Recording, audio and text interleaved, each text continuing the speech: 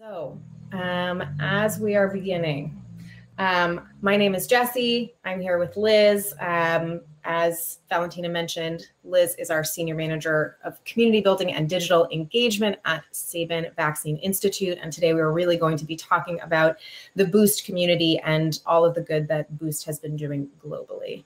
So we really, because it's the end of the day for those of us on the East Coast and we want to be really mindful of time, we're just going to dive right in. So first and foremost, Liz, thank you so much for being here with us. So first question is, why did Sabin create Boost and who does it serve? Great, thanks, Jessie, and nice to be here with everyone.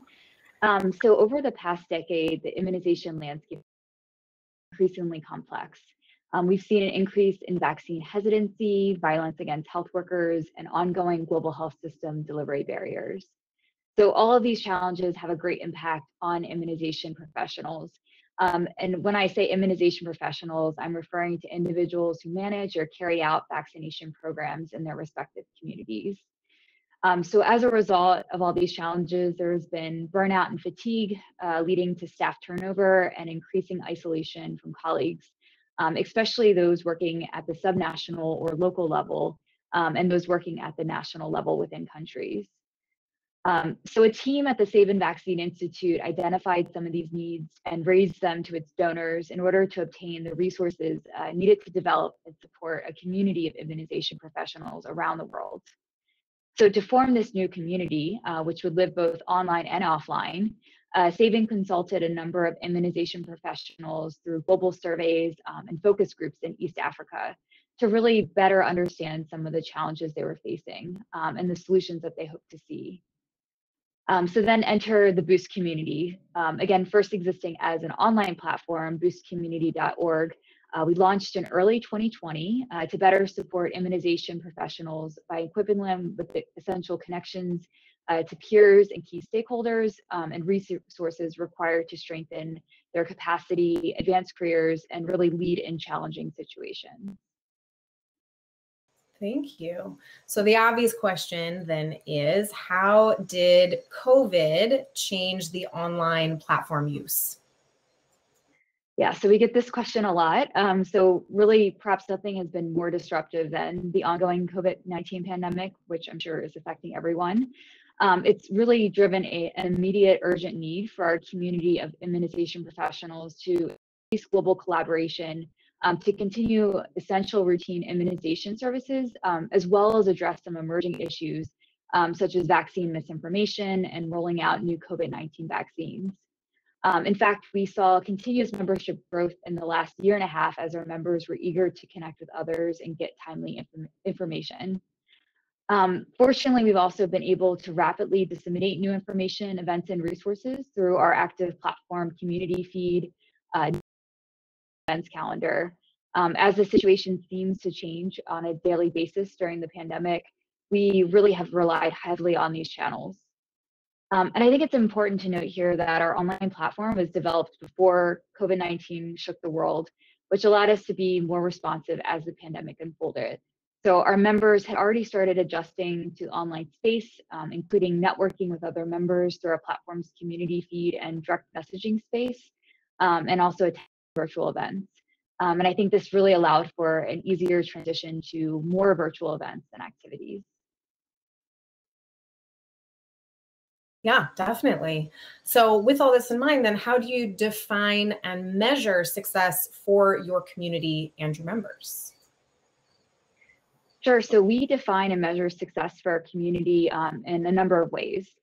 So that first layer of measurement is around the size and demographics of our community. So for example, we track the number of individuals who sign up for Boost, which is free of charge to make an account, and also complete their profile. And this allows our members to be visible to each other on the platform. So to date, we have nearly 1,700 activated profiles on the Boost platform. And you can see that from the map here, a pretty great geographic distribution as well. And since we are a global community, it is important that we represent a wide range of countries. We find that this allows for peer-to-peer connections across borders, as well as sharing of diverse perspectives and experiences. So moreover, we're keenly focused on reaching immunization professionals at the subnational level in countries. And I mentioned this before, and for those that are unfamiliar with this term, subnational indicates individuals working at a local, district, or regional level.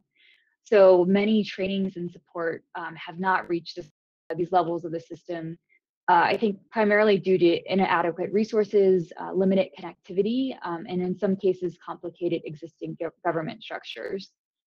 So currently we have about 36% of our membership who are individuals working at the national and subnational levels of government.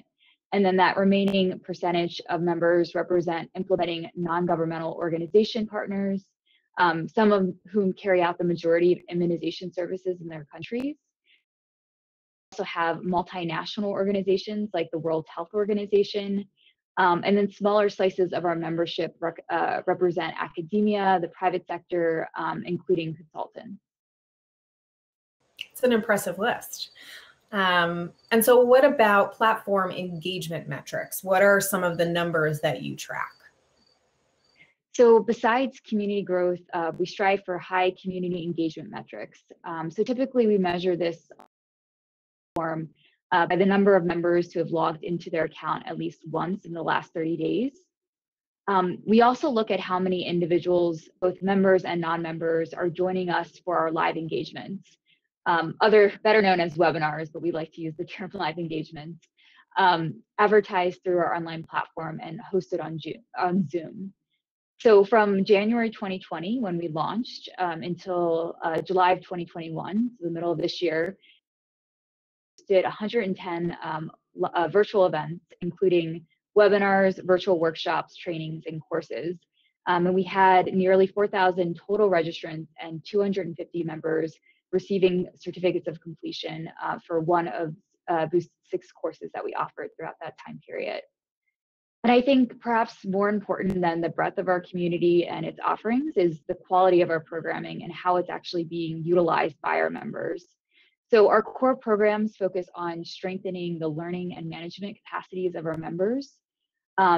We use a carefully crafted monitoring, evaluation, and learning framework to determine our success around our courses and trainings, which usually involves regular post-event surveys and community-focused groups to provide ongoing feedback on our programming to really ensure that it is best tailored for our community. So from our post-event surveys, we found that on average, about 90% of our Boost virtual engagement participants would recommend the opportunity to their colleague, which for us is a testament to some of the offerings that we deliver and just the need for more in the community. Yeah, and I just want to reiterate the numbers that you mentioned, because being that we are on a virtual event right now, it's sometimes hard to fathom that over the course of almost a year, over a year for Sabin, 110 online live events with nearly 4,000 total registrants. Like, that's kudos to you and to your team, right? Not just for using a tool well, but understanding the need of your end users, right? And that's such a crucial piece of managing an online community and an online platform. So I wanted to amplify those numbers, because those are impressive numbers in any sort of situation when you're looking at events and attendance and engagement. So the next question then would be, how do you continue to provide value for your members? So how do you further equip them to lead, and how do you encourage them to participate in the community? Yeah, thanks for that question. So I think I mentioned a little bit earlier that Boost was originally envisioned as a hybrid in-person community. Sorry. Can you still hear me okay? Can hear you. Your camera hopped off, but we can hear you. Okay. Sorry about that. I'll try to get back online as I continue. So as I mentioned before, Boost was originally envisioned as both an in-person and online community. However, due to the pandemic, we've developed and really ramped up our virtual offerings, as I just described, including our online courses on key topics such as community activation and adaptive leadership. So these topics have formed a foundational capacity building base that has been beneficial in helping our members deal with complex issues that might not have an easy answer or solution, especially given today's current context. We also offer periodic trainings on technical immunization topics such as supply chain and supportive supervision, which have practical implications to the day-to-day work of our members. And then these of practice around these various specific topics come together in dedicated learning groups hosted on the Boost platform, which are moderated by my team along with seasoned immunization experts from our network. And we really see this as a safe space, which allows for our members to raise important questions, share their experiences with fellow cohort members. And then also our live engagement recordings and resources can be stored in these groups, which lets our members access them on their own time, which, as we all know, is important when schedules are tight, especially in the immunization professional community that has had a lot of changes in the last year and a half or so. That is the understatement of the century. Yes. So can you give us some examples then of how Sabin is leveraging the community to drive these real world impacts? Sure. So in the early days of the pandemic, many routine immunization services halted, and this goes kind of around the world. Obviously, some countries had more of an impact at the beginning, but we really saw across the board in the countries that are represented on our platform that there were a lot of disruptions to services. So these communities, as well as the global partners who were helping to support some of these communities, needed to quickly identify what were the barriers in order to quickly and safely resume these services. So during this critical time, many external partners, such as the World Health Organization, looked to partners like the Boost community to get a pulse on what was actually happening on the ground. So due to the diverse and expansive community of immunization professionals we had built, we were able to kind of help out. And while many of these partners, like WHO, had significant presence on the ground, it was difficult to get some of this real-time information from various country networks. So the Boost team provided an avenue of dissemination for a global survey through our online platform to our immunization professional community to better understand the conditions in their respective countries. So we found that there were a number of issues, from limited transportation to caregivers' fear of contracting COVID-19, that were preventing people from seeking out some of these health services. Moreover, there were questions from health workers around new global and country protocols that were being released to help protect themselves and their communities. So the Boost team again responded by organizing an information session, which we hosted on Zoom, that was co-hosted by WHO on new infection prevention and control guidelines for immunization professionals. We had over 500 individuals participate in the session alone, which really demonstrated the need for these types of forums. So this feedback loop, which is kind of displayed on the screen here, of surfacing concerns as well as best practices from our members to partners that are aiming to provide support to this community, and then also translating major global health decisions from the top into kind of what that looks like on the ground. This feedback loop has been really instrumental during this time period. We've also been able to expand some of our partnerships and subsequent offerings as a direct result of so for example, earlier this year in April, Boost launched its COVID-19 Listening and Learning series. It's a monthly virtual and also now podcast series where we highlight what has worked and what hasn't worked in the rollout of COVID-19 vaccines. So we hope that these learnings will inform our members who are in the midst of planning for their own COVID-19 vaccine rollout. And you know, it's really a testament to not just Sabin as a organization, you know, but clearly the community that you have been managing on Boost, that the WHO, you know, kind of pinpointed, oh, you are a valuable partner and resource, and you can get the information where it needs to go. And you have this tool, the online Boost community, hosted by Hivebrite, that, you know, enabled you to do that. And it's truly impressive, the work that Sabin has been able to do. Can you give us another example of kind of how you're seeing these other real world implications? Yeah, sure. And I'll just also add to your comment. I mean, I don't think this information could come fast enough. I think everyone was really eager, especially there were so many unknowns coming out with COVID, and especially in the immunization community. So it really has been like all hands on deck, all partners kind of involved in trying to get this information out. So I guess as far as some other examples go, the Boost team recently co-hosted a 4-part virtual training series with one of our implementing immunization partners, John Snow Incorporated, on their Reaching Every District Through Quality Improvement Tools, better known as Red QI approach. So this is obviously a very technical training, which was originally envisioned as an in-person workshop. So maybe potentially attracting like 30 to 50 people from a specific region. But obviously due to the pandemic, it was shifted online, as most events are, including this one.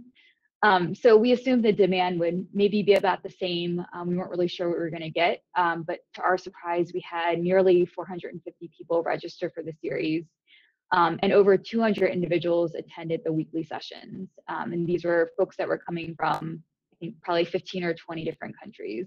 So much greater kind of reach than we had expected. And I would also say that this kind of 50% show rate is not bad considering the amount of Zoom fatigue that exists these days. And then I think what was even more impressive from my perspective was just the level of engagement of participants. So we purposely set up the training as a Zoom meeting where participants could easily share their thoughts and questions in the chat box, raise their hand to speak and turn on their videos. I think some hosts kind of fear giving these types of permissions to such a large group, which can be a little scary. But having chat moderators and co-hosts kind of monitoring the room, this can be really a successful approach. And then I would also say the training facilitators definitely did their part by incorporating interactive polls, word clouds, and discussion questions throughout the session. And then we also continued the conversations kind of post these live training sessions through the Boost online groups, learning groups that I mentioned before. And this is where participants were really able to continue to share their experiences and also post kind of any follow-up questions that they had to training facilitators and peers in that group. Yeah, and so it sounds like the connections are truly the impressive thing. So can you speak more about those connections of peers and facilitators and moderators and what that looks like? Sure. So in addition to some of the connections our peers and between our members and course facilitators, which largely happens in these learning groups and throughout courses and trainings, we also provide opportunities for our members to speak on global panels and engage in key stakeholder conversations. And these are really the conversations that are shaping the field of immunization. And I think this visibility is really important as the voices of our members are often left out of key funding and strategic decisions. Benefit of connecting with the community that exists online is that you don't have to pay necessarily for expensive flights or hotel accommodations, let's say in Geneva, where WHO's headquarters are based. You don't have to do any of that to really get your seat at the table. You just need to find a stable internet connection. So we've had members that have joined from Nigeria, Cameroon, a number of other countries that have been on global panels with the head of UNICEF, WHO. Remarkable that, you know, it took a pandemic to get to this stage, but I'm excited that, you know, hopefully this pandemic can actually accelerate and normalize this type of participation moving forward. Definitely. Yeah, there's been quite the paradigm shift for sure. And so how have other parts of the Sabin organization also been leveraging this community? Yeah, so the Boost team often collaborates with other Sabin teams, especially those that are hosting similar communities of practice. So for an example, Sabin also hosts a network called Immunization Advocates, which is a global network of healthcare professionals who provide expertise to local journalists on the ground to get them really accurate information about vaccinations. And especially in this age of vaccine misinformation, it's important to have accurate information. So we've actually been able to identify some members from our Boost community to serve as experts for this, this other network. And then we also, in general, just disseminate Sabin news via our Boost community platform. So we're kind of another communications channel for the team and organization at large. Sure. And what does the future of Boost community look like? So hopefully we'll see our community to continue to grow in the coming months and years. Ultimately, we see our community of immunization professionals really led by immunization professionals rather than Sabin or just one organization. And I think what's been really exciting is that we've already started to see this transition happen in the community. So for the courses and live engagements that we've been offering this fall, we're inviting and also hiring members of the community. So those who have completed a number of our courses and advanced trainings, we're inviting these folks to actually facilitate these programs. We envision expanding this opportunity moving forward as our team and the community grows. And maybe a specific example is our recently launched intensive fellowship program. We like to call it the trainer program, with the goal of equipping our members with facilitation skills to lead future trainings on the Boost community platform and hopefully within their own communities as well. So these individuals have worked with each other since actually the beginning of May to not only hone their community activation skills, which is the main topic of this training, but they've also built a very strong relationship with each other. And I think this growing trust alongside values of ownership, encouragement, rigor, and curiosity are deeply ingrained in our community and have allowed for increased collaboration and more meaningful connections among our members, even in the virtual space that we live in these days. Yeah, and so it's clear that you've created this really excellent sort of feedback loop, as you had mentioned before, right? Of you bring people on for the various reasons that they'll come to Boost community, they learn, they train, and then they can literally give back to the Boost community as well as their local community on the ground with the information and the trainings that you have provided. Mm-hmm. Yeah, exactly. Mm-hmm. That's wonderful. So we're almost at time, and we've finished our little slide presentation. And I just wanted to take a moment if we had any Q&A questions. I'm just going to check the chat. Liz, thank you so much for that incredibly informative and well thought out kind of explanation and understanding about Sabin and Boost. So let's just pop over to Q&A for a minute. So we have a question here. How do Sabin and Boost strategize signing up and engaging new members in new countries or regions that you haven't been there yet?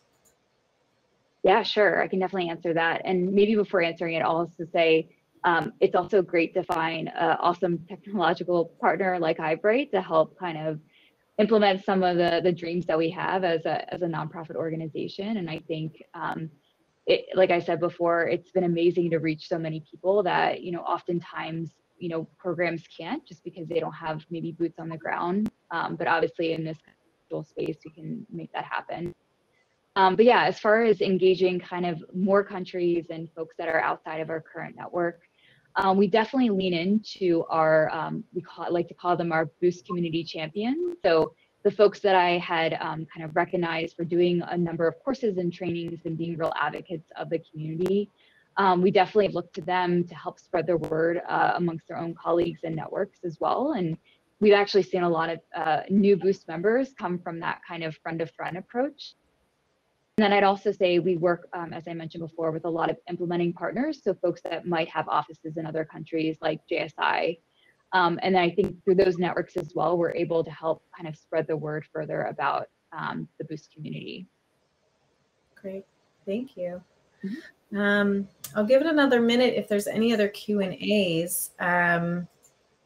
If nothing else, I mean, just to kind of, sum up or recap, it's a multi-pronged approach, right? You found a good tool, and then you actually have to know how to use the tool, and then you also need to have the buy-in, and you have to have the purpose, right? And the drive to do that. And clearly with Sabin and Boost and the timely matter of vaccinations, that things kind of gelled together very quickly and clearly, which is not always the case, but it's kind of the best outcome that we could hope for of these kinds of either a quick pivot to an online community or otherwise. So again, big kudos to you as managing this online community, and to Boost and Sabin for really, understanding the need and the timeliness of the work that you were doing. So thank you so much. Is there any other thing that you would like to say before we end so that we can give people back a few more minutes of their days? I think I'm good. Just thanks so much for this opportunity. Like I said, it's been great working with Hivebrite, seeing our community blossom, and really looking forward to what the future brings. Definitely, us too. Thank you all for attending. Thank you so much.